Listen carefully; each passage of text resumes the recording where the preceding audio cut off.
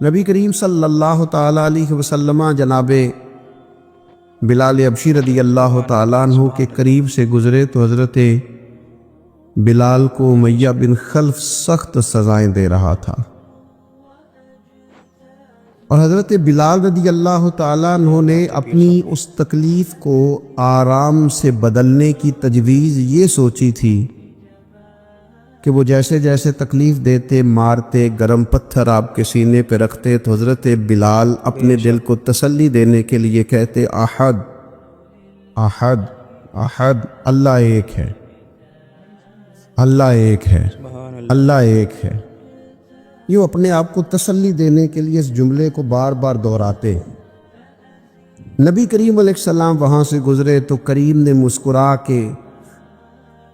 اور شفقت کے ساتھ سیدنا بلال حبشی کے سر نور پر دست شفقت رکھا اور فرمایا بلال، جس احد احد کو تم پکارتے ہو وہ تمہیں اس تکلیف سے نجات بھی عطا کرے گا۔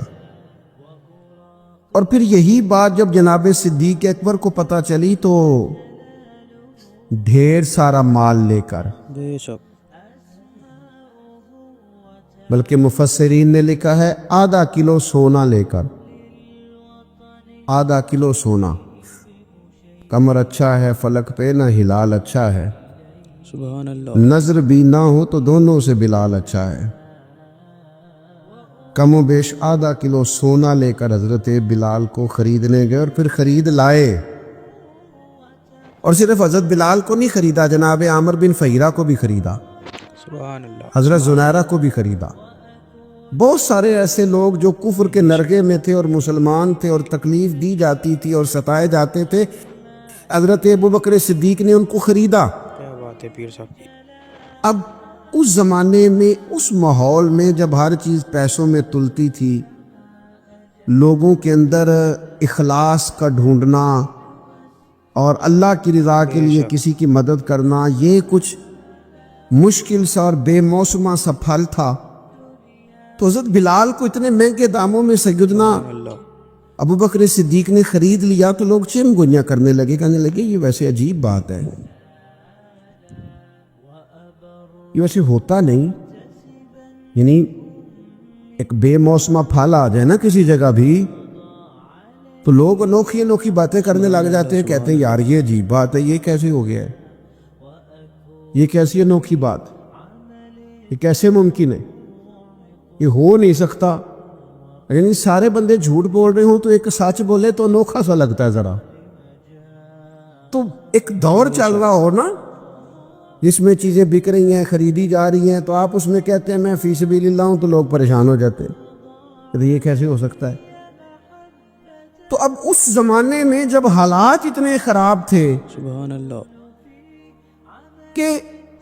لوگ ایک ایک دینار کے لیے گلے کاٹ دیتے تھے، وہاں ایک غلام کو اور حبشی غلام کو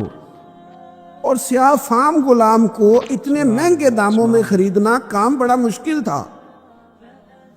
اب جب مکے میں یہ بات پھیلی کہ یہ کام حضرت صدیق اکبر نے کیا ہے تو پھر لوگ پتہ کیا کرتے، کوئی بات نہ ملے تو کوئی بات بنا لیتے۔ پیر صاحب کی لوگوں کو عادت ہوتی ہے، مخلوق تو فنکار ہے اس درجہ کے پل بھر میں، سنگے در کعبہ سے بھی اصنام تراشے، تم کون ہو،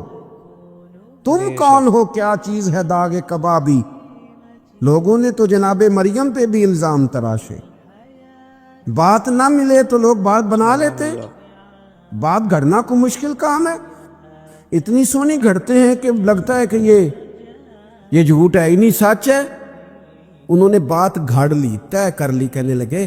وہ ایسے نہیں ابوبکر نے خریدا، کوئی کسی زمانے میں بلال نے کوئی احسان کیا ہوگا، سبحان اللہ، وہ احسان کا بدلہ اتارا ہے، اتنا مہنگا بلال خریدنا سمجھ میں نہیں آتا۔ جس رب کی رضا کے لیے حضرت ابوبکر نے یہ کام کیا تھا اس رب کا قرآن بولا، فرمایا وَمَا لِأَحَدٍ عِندَهُ مِن